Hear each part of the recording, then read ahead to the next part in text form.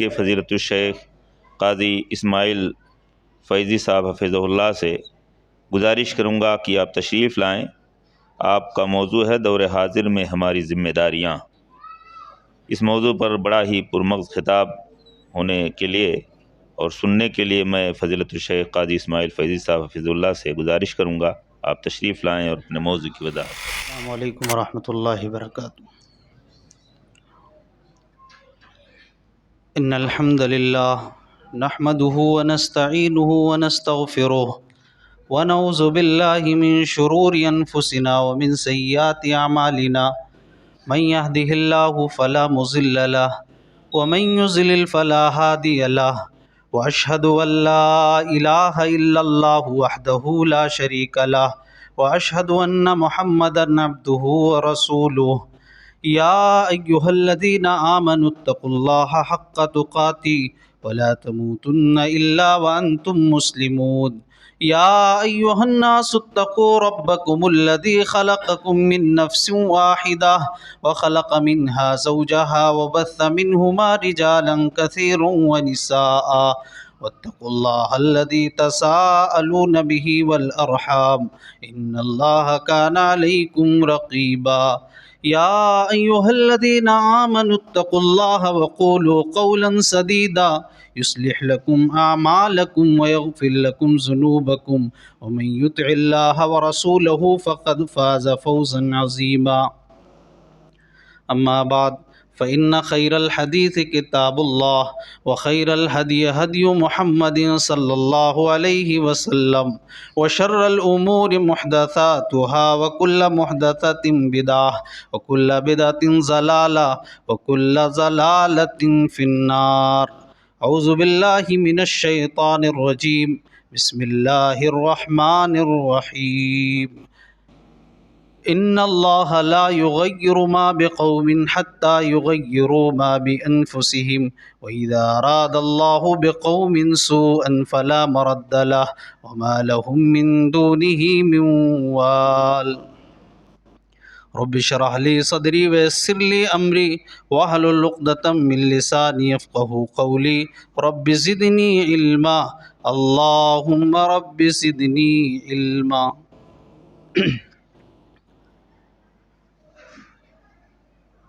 اس اجلاس میں شرکت فرما ہمارے درمیان بیٹھے ہوئے قابل احترام علماء کرام، بزرگوں، نوجوان ساتھیوں، پردہ نشین اسلامی ماں اور بہنوں، پیارے بچوں، اس سے پہلے آپ تمامی حضرات بڑا ہی پرمغز خطاب فضیلت الشیخ پرویز عالم رحمانی مدنی حفظہ اللہ سے سماعت فرما رہے تھے۔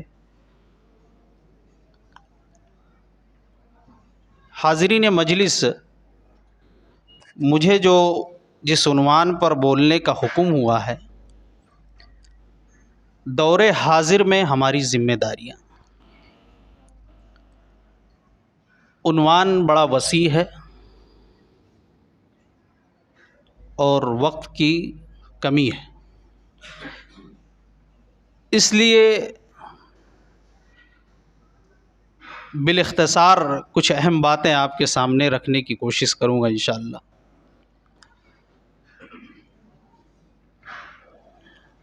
حضرات، دور حاضر میں عالمی سطح پر، بالخصوص ملک ہندوستان میں، مسلمانوں کے جو حالات ہیں وہ ہم سے اور آپ سے چھپے ہوئے نہیں۔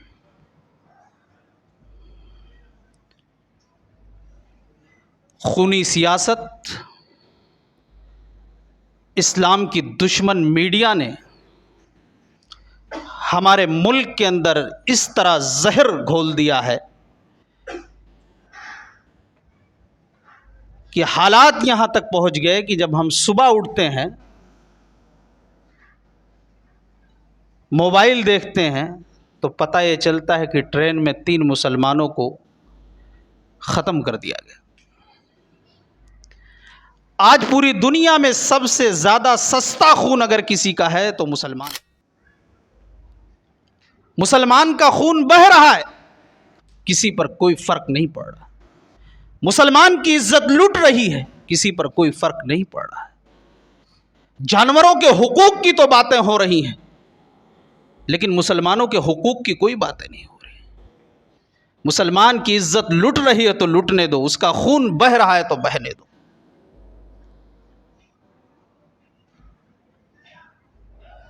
کبھی قرآن کے اوراق کو جلا کر مسلمانوں کے دلوں کو ٹھیس پہنچایا جا رہا ہے، کبھی ہمارے مسجدوں کو آگ کے حوالے کر دیا جا رہا ہے، کہیں کسی امام کو موت کے گھاٹ اتار دیا جا رہا ہے، کبھی ہمارے شریعت میں مداخلت کرنے کی کوشش ہو رہی ہے۔ میرے بھائیوں، اس وقت جو مسلمانوں کی حالت ہے پوری دنیا میں بالخصوص ہندوستان میں، وہ افسوسناک اور تشویشناک۔ جو امت خیر امت تھی، جس کو اللہ نے سب سے بہترین امت قرار دیا، کنتم خیر امت اخرجت للناس، کہ تم سب سے بہترین امت ہو، تم سے بہتر کوئی نہیں، وہ امت اتنا ذلیل، اتنا رسوا آخر کیوں ہے؟ کبھی ہم نے سوچا، کبھی ہم نے غور کیا کہ آخر اتنا ذلیل اور رسوا، اتنا کمزور، اتنا بے بس، اتنا مجبور خیر امت کیوں ہے؟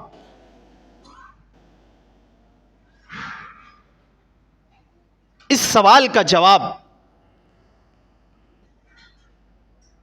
خطبہ مسنونہ کے بعد جو آیت کریمہ تلاوت کی گئی ہے، آپ کو اس کے اندر قوموں کے عروج و زوال کب آتے ہیں اس کا جواب دے دیا گیا۔ سورہ رعد کی آیت کریمہ، اللہ تبارک و تعالیٰ نے فرمایا، ان اللہ لا یغیر ما بقوم حتی یغیروا ما بانفسہم وَإِذَا أَرَادَ اللَّهُ بِقَوْمٍ سُوءًا فَلَا مَرَدَّ لَهُ۔ اللہ تبارک و تعالیٰ کسی قوم کی حالت کو اس وقت تک نہیں بدلتا جب تک کہ وہ اپنی حالت کو خود نہ بدل لیں۔ اللہ رب العالمین کا یہ قانون رہا ہے، کسی قوم کو عروج سے زوال پر اس وقت تک نہیں لاتا جب تک کہ اس قوم کے اندر وہ قوم شرعی اعتبار سے، دینی اعتبار سے، اخلاقی اعتبار سے گر نہ جائے۔ اللہ تبارک و تعالیٰ کا یہ قانون رہا ہے، اللہ تبارک و تعالیٰ کسی کو دولت دے کر دولت اس وقت تک چھینتا نہیں جب تک دولت والے کے اندر غرور نہ آ جائے، تکبر نہ آ جائے۔ یہ اللہ تبارک و تعالیٰ کا قانون ہے۔ ہم بدلے، ہمارے حالات بدلے، ہم دینی اعتبار سے، شرعی اعتبار سے، اخلاقی اعتبار سے جب ہم گر گئے، ہمارے حالات بھی بدل گئے ہمارے اور آپ کے سامنے۔ وَإِذَا أَرَادَ اللَّهُ بِقَوْمٍ سُوءًا فَلَا مَرَدَّ لَهُ وَمَا لَهُم مِّن دُونِهِ مِن وَالٍ۔ اے مسلمانوں، جب اللہ تبارک و تعالیٰ کسی قوم کو برباد کرنا چاہے، تباہ کرنا چاہے، ذلیل کرنا چاہے، رسوا کرنا چاہے تو اسے پھیرنے والا بھی کوئی نہیں۔ اور جب کسی قوم پر تباہی آ جائے، بربادی آ جائے، ذلت و رسوائی چھا جائے تو اسے پھیرنے والی ذات اللہ کے علاوہ کوئی اور نہیں۔ اللہ تبارک و تعالیٰ نے جواب دے دیا، ہم بدل گئے، حالات بدل گئے۔ اور جو ماحول ہے، جو حالات ہماری اور آپ کی نظروں کے سامنے ہے، ایسا کوئی بھی انسان، باشعور انسان نہیں ہے جس کے سامنے حالات نہیں ہیں۔ ابو داؤد کی روایت ہے، اس روایت کے اندر اللہ کے نبی صلی اللہ علیہ وسلم نے پیشین گوئی فرمائی تھی، آج سے 1400 سال سے اوپر ہو چکا ہے، 1435 ہجری چالو ہے۔ اللہ کے نبی صلی اللہ علیہ وسلم نے پیشین گوئی فرمائی تھی، ایسا لگ رہا ہے کہ زمانے کو دیکھ کر آپ نے پیشین گوئی کی تھی۔ یوشک الامم ان تدع علیکم کما تدع الاکلۃ الی قصعتها۔ اے مسلمانوں، تم سے وہ زمانہ بہت ہی قریب ہے کہ ساری قومیں تم پر ٹوٹ پڑیں گی، جیسے بھوکے لوگ دسترخوان پر کھانے کے لیے ٹوٹ پڑتے ہیں۔ صحابہ نے عرض کیا اے اللہ کے رسول، قال ومن قلت نحن یومئذ، کیا ہم اس دن تعداد میں کم ہوں گے، ہماری تعداد کم ہوگی؟ نبی اکرم نے فرمایا قال بل انتم یومئذ کثیر، اے میرے صحابہ اس دن تمہاری تعداد بہت زیادہ ہوگی۔ آج دنیا میں ہر 5واں آدمی مسلمان ہے، لیکن حیثیت کیا ہوگی؟ وَلَكِنَّكُمْ غُصَاءٌ كَغُصَاءِ السَّيْلِ، سمندر میں جو تنکے پڑے ہوتے ہیں، سمندر کی لہریں آتی ہیں اس کو بہا لے جاتی ہیں، ویسے ساری قومیں تم کو جہاں چاہیں گی وہاں بہا لے جائیں گی۔ وَلَيَنزِعَنَّ اللَّهُ مِن صُدُورِ عَدُوِّكُمْ الْمَهَابَةَ مِنكُمْ، اور اللہ تبارک و تعالی دشمنوں کے دلوں سے تمہارا رعب و دبدبا نکال دیں گے۔ دشمن تم سے ڈریں گے نہیں، تم سے خوف نہیں کھائیں گے، بلکہ جس طرح چاہیں گے تمہارا خون بہائیں گے۔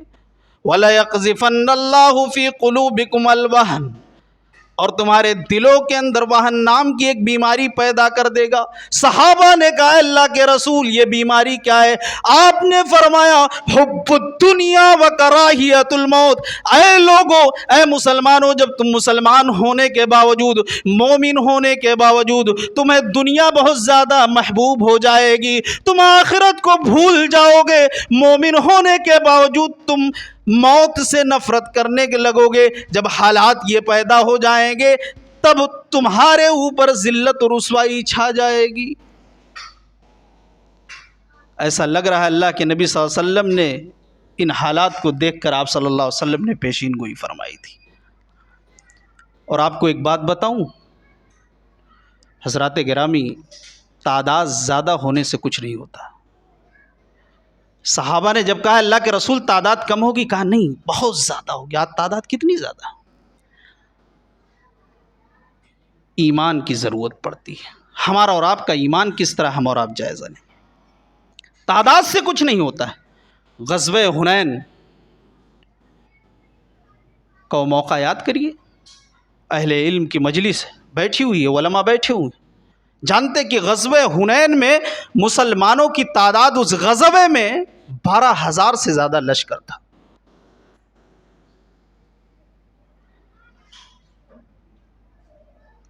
صحابہ کے اندر یہ دل میں آ گیا کہ اللہ کی مدد نہ بھی ہے، تعداد ہماری تعداد اس بار تو جیت پکی۔ ایمان میں ہلکی سی لچک آئی۔ ہم صبح سے لے کر شام تک ہم اپنے ایمان کا جائزہ لیں، ہم کس طرح ہیں۔ بنو حوازن کے تیر اندازوں نے جب تیر برسانا شروع کیا ہے تو صحابہ بھاگ کھڑے ہوئے۔ اللہ کے نبی صلی اللہ علیہ وسلم کو سامنے آنا پڑا۔ نبی اکرم جناب محمد الرسول اللہ صلی اللہ علیہ وسلم نے کہا انا النبی لا کذب، میں اللہ کا سچا نبی ہوں، جھوٹا نہیں ہوں۔ اے مسلمانوں، اے میرے ساتھیوں، کہاں جا رہے ہو؟ وانا ابن عبد المطلب، میں عبد المطلب کا بیٹا ہوں، تمہارا نبی ادھر کھڑا ہوا ہے، کہاں جا رہے ہو؟ اس طرح تیر برسانا شروع کیا۔ 12,000 میں سے بہت کم تعداد بچی۔ اللہ تبارک و تعالی نے اس کا تذکرہ کیا۔ وَيَوْمَ حُنَيْنٍ إِذَا أَعْجَبَتْكُمْ كَثْرَتُكُمْ فَلَمْ تُغْنِ عَنْكُمْ شَيْئًا وَضَاقَتْ عَلَيْكُمُ الْأَرْضُ بِمَا رَحُبَتْ ثُمَّ وَلَّيْتُمْ مُدْبِرِينَ۔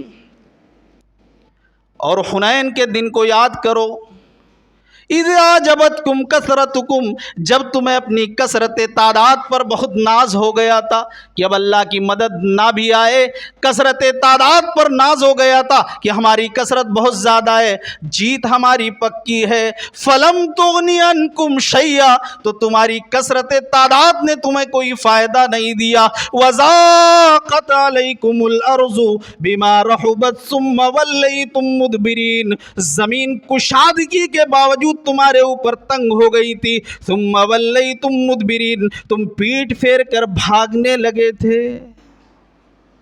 ثم انزل اللہ سکینتہ علیہ وایدہ بجنود لم تروها، پھر اللہ نے سکینت نازل فرمائی مومنوں پر۔ تعداد معلوم یہ ہوا، یہ واقعہ بتلا رہا ہے کہ تعداد زیادہ ہونے سے کچھ فرق نہیں پڑتا ہے۔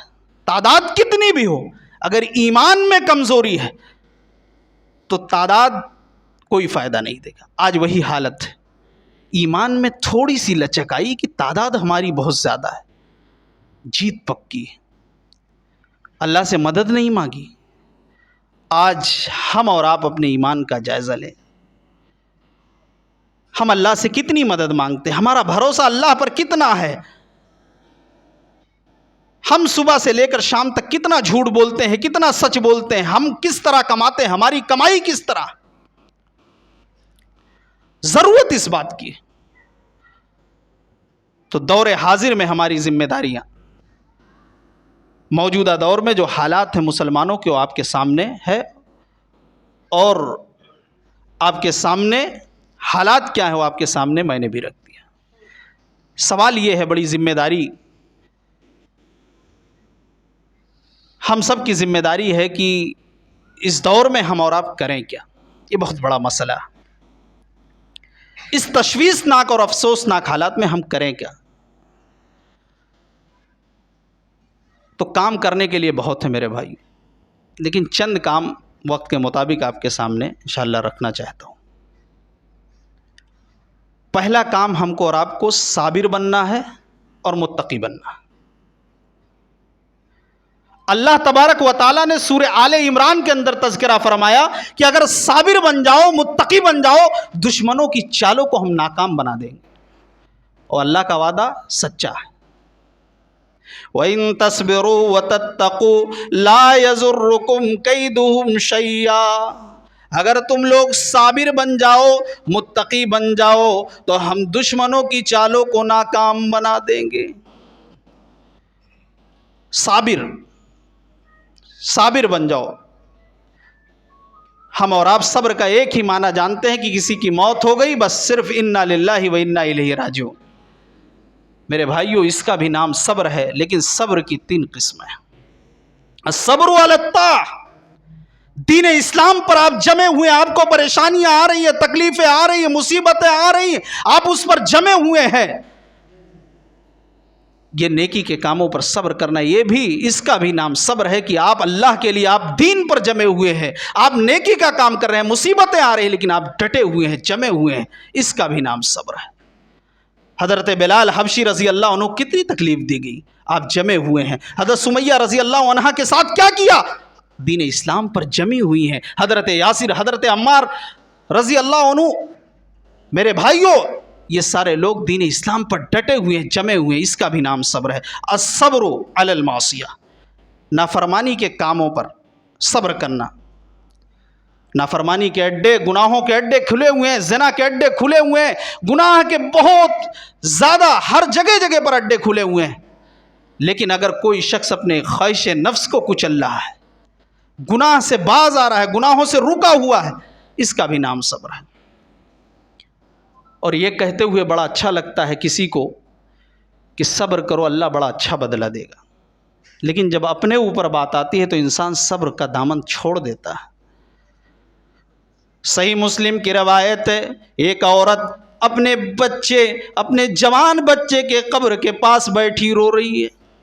نبی اکرم جناب محمد الرسول اللہ صلی اللہ علیہ وسلم کا گزر ہوا۔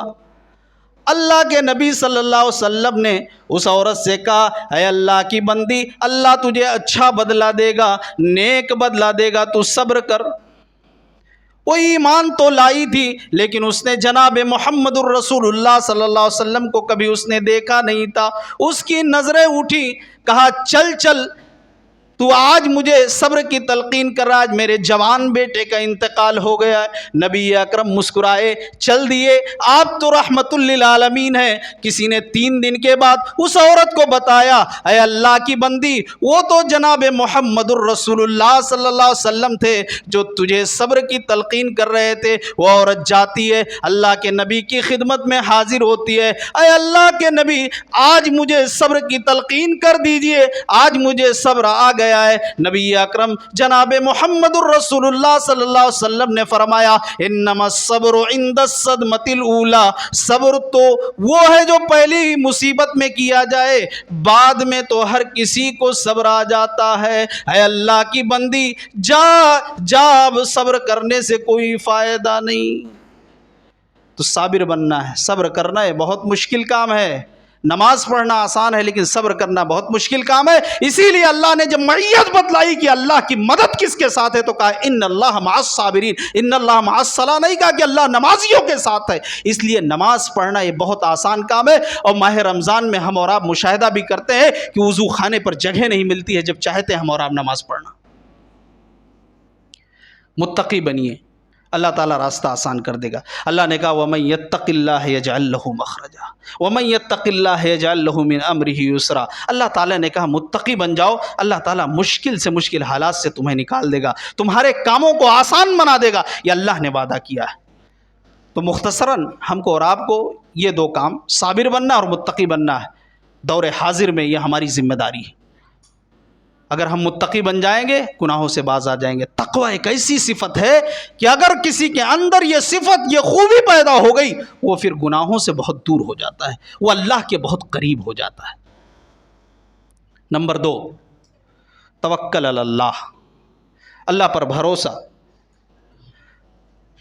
اللہ پر بھروسہ یہ بھی اچھا لگتا ہے کہ اللہ پر بھروسہ رکھو کسی کو کہتے ہوئے، لیکن اس بھروسے کا بھی ایک امتحان ہوتا ہے. اور اللہ نے کہا وَمَن يَتَوَکَّلْ عَلَى اللَّهِ فَهُوَ حَسْبُهُ. اگر تم لوگ اللہ پر بھروسہ رکھو تو اللہ تمہارے ہر معاملے میں، دشمنوں کے معاملے میں تمہارے لیے بھی کافی ہو جائے گا. کوئی بھی معاملہ ہو اللہ کافی ہو جائے گا اس کے. دشمنوں کے مقابلے میں اللہ کافی ہو جائے. اللہ پر بھروسہ کرو. لیکن امت مسلمہ اللہ پر بھروسہ کس طرح کرتی ہے اس کا جائزہ لینے کی ضرورت ہے. امت مسلمہ، جس قوم، جس امت کا بھروسہ ہرے اور پیلے دھاگے پر ہو، اس کا کیا کہا جا سکتا ہے کہ وہ اللہ پر بھروسہ کس طرح آج کرتی ہے. وہ قوم، کیا آپ یہ نہیں مانتے کہ مسلمانوں کی آج بھی یہ پیشانی غیر اللہ کے سامنے نہیں جھک رہی ہے؟ کیا مسلمان آج تعویذ و گنڈوں میں نہیں ملوث ہے؟ کیا مسلمانوں کا عقیدہ ایک دھاگے پر نہیں ہے؟ میرے بھائیوں، کہاں اللہ پر بھروسہ؟ وَمَن يَتَوَکَّلْ عَلَى اللَّهِ فَهُوَ حَسْبُهُ. اللہ پر بھروسہ رکھو، اللہ تعالیٰ مشکل سے مشکل حالات سے نکال دے گا. اور بھروسے کا امتحان ہوتا ہے. وقت کی کمی ہے. موسیٰ علیہ السلام اپنی قوم کو لے کر فرعون کے چنگل سے چھوڑا کر بنو اسرائیل کو لے کر جا رہے ہیں. موسیٰ علیہ السلام، فرعون اس کا لشکر پیچھا کر رہا ہے. موسیٰ علیہ السلام کی قوم نے کہا موسیٰ ہم تو پکڑ لیے گئے، ہم تو برباد ہو گئے. موسیٰ علیہ السلام نے کہا نہیں، سامنے سمندر ہے، پیچھے فرعون اس کا لشکر ہے، بھاگنے کا کوئی راستہ نہیں.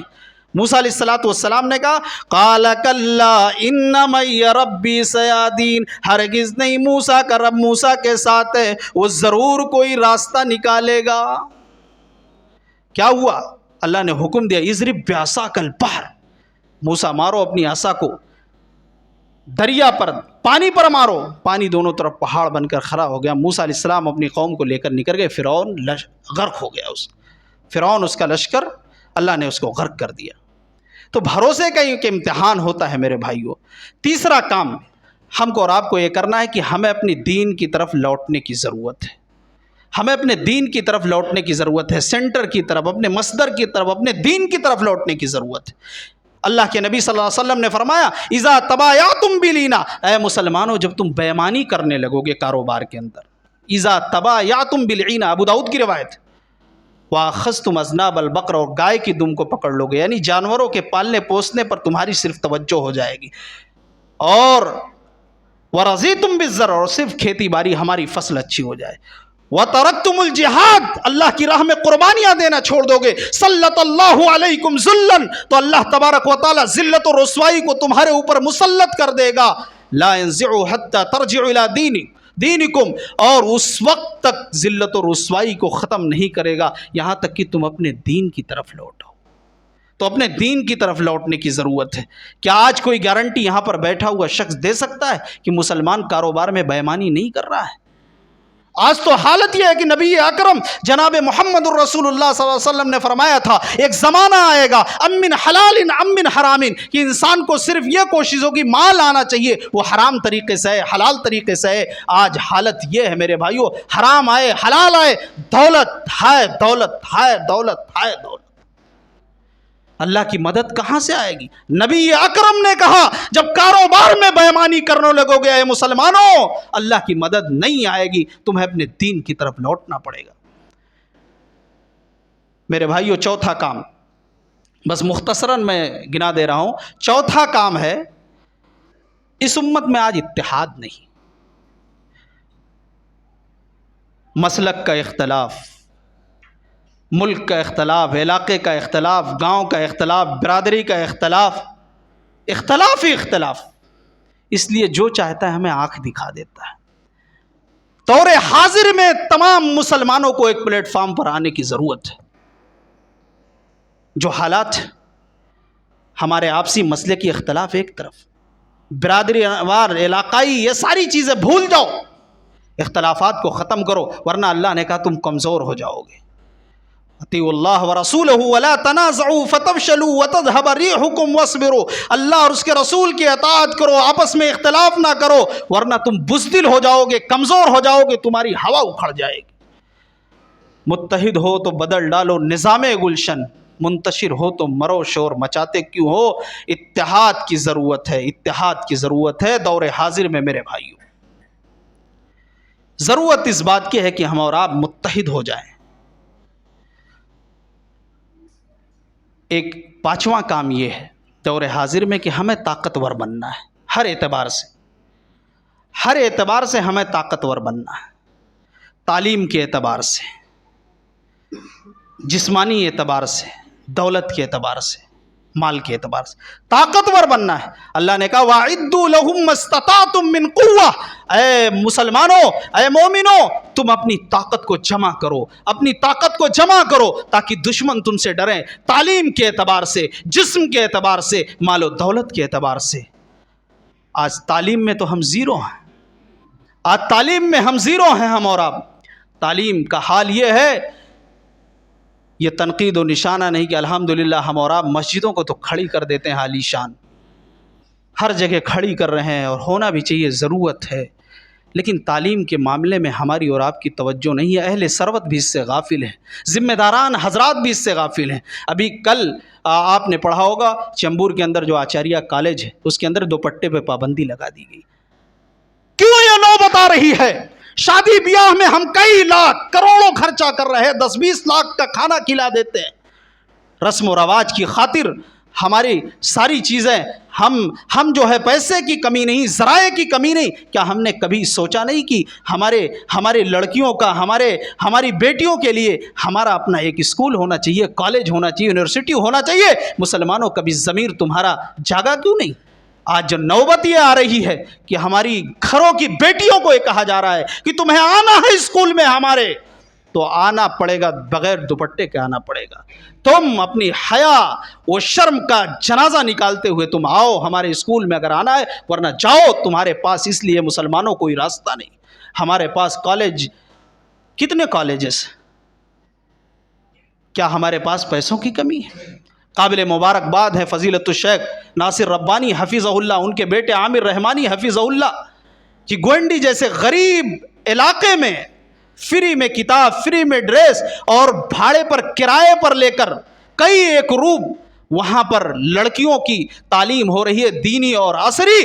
اور الحمدللہ خوشی کی بات یہ ہے کہ وہاں پر جب لڑکیاں پڑھتی ہیں تو مہاراشٹر بورڈ سے بھی جو ہے وہ 10ویں ان کا ہو جاتا ہے. دینی اور عصری تعلیم دونوں جاری ہے. الحمدللہ کوشش ہے اور ہے کہ 12ویں کا بھی جو ہے وہ معاملہ کیا جائے، اور آگے کا کام کرنے کی پوری کوشش اور محنت جاری ہے. اللہ تبارک و تعالیٰ ان کو توفیق عطا فرمائے. ضرورت اس بات کی ہے کہ یہ کوشش ہم نے اور آپ نے کیوں نہیں کی؟ ہم تعلیم کے معاملے میں زیرو ہیں. ہمارے نوجوان لڑکوں کا حال کیا ہے تعلیم کے معاملے میں؟ میرے بھائیوں، ضرورت اس بات کی ہے کہ ہم اور آپ طاقتور بنیں. چھٹا کام یہ ہے میرے بھائیوں دور حاضر میں کہ جو ہمارے نوجوان دین سے دور ہیں انہیں ہم جوڑنے کی کوشش کریں. ہمارا نوجوان آج بے راہ روی کا شکار ہے. ہمارا نوجوان علماء سے دور ہے. ہمارا نوجوان آج علامہ گوگل، علامہ مفتی سے سوال کر رہا ہے، آج اس کے پیچھے پڑا ہوا ہے، علماء کی وہ برائی کرتا ہے، علماء پہ تنقید کرتا ہے، جس کی وجہ یہ ہے کہ ہمارا نوجوان آج دین سے دور ہی دور ہوتا چلا جا رہا ہے. اور جب علماء سے دوری کا نتیجہ یہ ہے کہ کتنے ایسے گھروں کو میں جانتا ہوں جن کے نوجوان لڑکے آج پولیس کے چکر میں جیل کے سلاخوں میں ہے. ان کے والدین کی آنکھیں سوکھ چکی ہے صرف اور صرف اس کی وجہ علماء سے دوری. آج ان کو دہشت گردی کے نام پر آج ان کو جیل کی سلاخوں میں ڈال دیا گیا ہے. صرف مولانا نے سوشل میڈیا کے نقصانات کو بیان کیا, صرف اور صرف سوشل میڈیا کے نقصانات کی وجہ سے, علماء سے دوری کی وجہ سے میرے بھائیوں آج جیل کی سلاخوں میں وہ ہے. مذہب اسلام قطعی اس بات کی اجازت نہیں دیتا کہ کسی کی ناحق کو خون بہایا جائے, کسی ناحق کو قتل کیا جائے. مذہب اسلام دہشت گردی کی تعلیم نہیں دیتا ہے. مذہب اسلام دہشت گردی کو یہ کہہ کر مٹاتا ہے, خاتمہ کرتا ہے, من قتل نفسا بغیر نفس او فساد فی الارض فکأنما قتل الناس جميعا ومن احیاها فکأنما احیا الناس جميعا. جس نے کسی ایک انسان کو ناحق قتل کر دیا, ہندو ہو, مسلم ہو, سکھ ہو, عیسائی ہو, قتل الناس جميعا, وہ سارے انسانیت کا قاتل ہے. اور جس نے کسی ایک انسان کے جان کو بچا لیا, وہ کوئی بھی ہو, اس نے ساری انسانیت کو بچا لیا. میرے بھائیوں یہ چیزیں ہمیں بتانے کی ضرورت ہے. دشمن اسلام جو میڈیا ہے اس کو بتانے کی ضرورت ہے میرے بھائیوں. اور نوجوانوں کو ہمیں دین کی طرف لانے کی ہماری اور آپ کی کوشش ہونی چاہیے کہ ہم جو بے روی کا شکار ہیں انہیں ہم دین کی طرف لائیں, مسجدوں سے جوڑیں. افسوس کا مقام یہ ہے کہ حالات تشویشناک اور افسوسناک تو دور حاضر میں چل ہی رہے ہیں ہمارے ملک کے, لیکن ہمارے مسجدوں کے اندر کتنی میٹنگ ہوئی کہ ہم لاہ عمل تیار کریں. ہمارا نوجوان دین سے آخر کیوں دور ہے, ہم دین سے کیوں دور ہیں؟ ان حالات میں نبی اکرم جناب محمد الرسول اللہ صلی اللہ علیہ وسلم کے فرامین کے مطابق دور حاضر میں ہمیں کیا کرنا چاہیے؟ اس کے برعکس آج مسجدوں میں جو مسجدوں کا جو کام ہونا چاہیے آج مسجدیں اس سے بھی میرے بھائیوں محروم ہے. ضرورت اس بات کی ہے کہ ہم نوجوانوں کے لیے لاہ عمل تیار کریں اور ان کو دین کی طرف جوڑنے کی کوشش کریں. یہ مساجد کے ذمہ دار, مساجد کے مصلیان جو بزرگ ہیں, جو سینئر ہیں, ان کی ذمہ داری ہے کہ فلاں گھر میں نوجوان, فلاں نوجوان, ہم ان سے ملیں, ان کو مسجدوں کی طرف لانے کی کوشش کریں. ضرورت اس بات کی ہے میرے بھائیوں, ضرورت اس چیز کی ہے کہ ہم اور آپ ان کو جو بے روی کا شکار ہے ان کو جوڑنے کی کوشش کریں. اور آج دیکھیے وقت کی بربادی کس طرح ہم اور آپ نوجوان وقت کی بربادی کر رہے ہیں. مولانا نے بیان کیا وقت کی قدر کرنے کی ضرورت ہے. موجودہ دور میں, دور حاضر میں وقت کی ہم اور آپ قدر کریں. کسی کا جلوس نکل رہا ہے, کسی کا کچھ نکل رہا ہے, ہم وہاں پر کھڑے نہ ہوں. ہم کھڑے ہوں گے تو وہ اور جذبات دکھائیں گے, لیکن ہم کھڑے ہیں, تماشائی بنے ہوئے ہیں, انہی کے لوگ پتھر مار رہے ہیں. جس افیسر نے دنگے کو روکا, جس آئی پی ایس نے, اس کا فوراً 2 گھنٹے کے اندر ٹرانسفر لیٹر اس کی میز پر پہنچ جاتا ہے. یہ ملک کی حالت ہے میرے بھائیوں, کچھ بھی ہو سکتا ہے. ہم اور آپ وقت کی قدر کریں, اپنی زبان کو اللہ کے جو ہے اذکار سے تر رکھیں. وقت کی قدر, اسلام یہ وقت کا مذہب ہے, اسلام یہ ٹائم کا مذہب ہے. اسلام سے زیادہ وقت کی تعلیم, وقت کی قدر کرنے کے کون سا مذہب دیتا ہے, کوئی بتا نہیں سکتا ہے. اسلام وقت کا پابند ہے کہ آپ مغرب کی اذان, سورج غروب نہیں ہوا, آپ نے پہلے کھا لیا, 2-5 منٹ پہلے روزہ کھول لیا, آپ کا روزہ نہیں مانا جائے گا. آپ جمعہ میں خطبے کے شروع ہونے کے بعد آ رہے ہیں, آپ کو وہ ثواب نہیں ملے گا جو پہلے آنے والوں کو ملا ہے. اسلام وقت کا مذہب ہے, اسلام ٹائم کا مذہب ہے, لیکن اسلام کا ماننے والا آج سوشل میڈیا پر ٹائم پاس کر رہا ہے. میرے بھائیوں دور حاضر میں ایک کام اور کرنا ہے ہم کو اور آپ کو, بالکل مختصراً. جو ملک کے حالات ہیں ہم اقلیت میں, ہم تھوڑے ہیں, غیر ہم زیادہ ہیں, تو غیر مسلموں سے ہمارے تعلقات استوار کرنے کی ضرورت ہے, تعلقات اچھا بنانے کی ضرورت ہے. قرآن کہتا ہے لا ینہاکم اللہ عن الذین لم یقاتلوکم فی الدین ولم یخرجوکم من دیارکم ان تبروہم. جنہوں نے تمہارے خلاف تمہارے دین کے معاملے میں قتال نہیں کیا, تمہارے گھروں سے نکالا نہیں, تم سے لڑائیاں نہیں کی, ان سے تم حسن سلوک کرو. نبی اکرم جناب محمد الرسول اللہ صلی اللہ علیہ وسلم غیر مسلموں کے ساتھ آپ کا کیا سلوک تھا, ایک الگ ٹاپک ہے, اس کو پڑھنے کی ضرورت ہے. سیرت طیبہ میرے بھائیوں, کہ ہمارے نبی کا غیروں کے ساتھ تعلق کیا تھا. ہم اس طرح غیروں کے ساتھ اس ملک کے اندر اپنے اخلاق و کردار کے ذریعے ہم ان کے دلوں کو جیتے. ہمارے نبی نے ان کے دلوں کو جیتا ہے, غیروں کے دلوں کو. ہم اور آپ یہ ہیں کہ ایک مسلمان ہے, داڑھی ٹوپی ہے, نمازی ہے, دوسرا مسلمان اس پر بھروسہ کرنے کے لیے تیار نہیں. غیر کیا کرے گا بھروسہ؟ اللہ کے نبی صلی اللہ علیہ وسلم کو قتل کرنے پر آمادہ ہجرت کی رات کہ آج قتل جو کرے گا اس کو انعام دیا جائے گا، فلاں دیا جائے گا۔ اللہ کے نبی صلی اللہ علیہ وسلم نے حضرت علی کو کہا رضی اللہ عنہ کو، کہا آپ کو ہمارے بستر پر آج کی رات سونا ہے، جو موت کی رات تھی۔ لیکن حضرت علی نے کہا اللہ کے نبی ٹھیک ہے، کہا فلاں امانتیں فلاں کی ہے، ان کو لوٹا دینا۔ آپ کے جان کے پیاسے ہیں، آپ کا قتل کرنا چاہتے ہیں، لیکن پھر بھی امانت نبی اکرم جناب محمد الرسول اللہ صلی اللہ علیہ وسلم کے پاس میرے بھائیوں رکھی ہوئی ہے، میرے بھائیوں رکھے ہوئے ہیں۔ یہ بھروسہ تھا۔